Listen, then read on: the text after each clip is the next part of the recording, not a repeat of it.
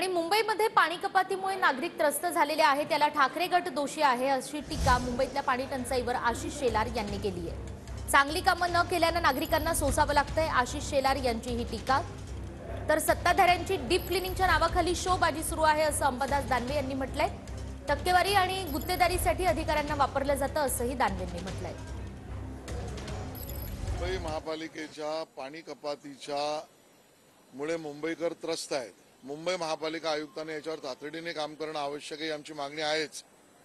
पण ही परिस्थिती निर्माण का झाली याचा सर्वस्व दोषी आणि पापी जर कोणी असेल तर ते आदित्य ठाकरेजी आहेत। गेली 25 वर्ष महानगरपालिका तुमच्याकडे आहे।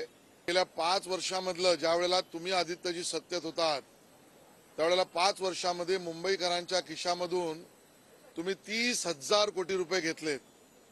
आमचा आदित्य ठाकरेंना सवाल आहे, 30,000 कोटी मिळून सुद्धा उदयनचंद केंद्राला आग लागली कशी?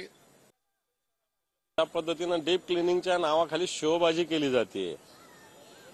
मग मी त्यांचाच फोटो बघितला की जे द्वायचं सोडून डिव्हायडर धुतले जात आहेत। स्वच्छ केले पाहिजे, नो डाऊट, पण अशा गोष्टी काय पाणी मारून पाईप मारून नाही करता येत, ओला कपडा घेऊन करता येतं ना।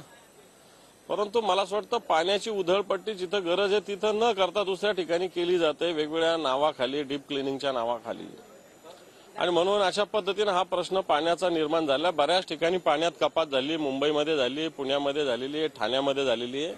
आणि याला कारण नियोजनाचा अभाव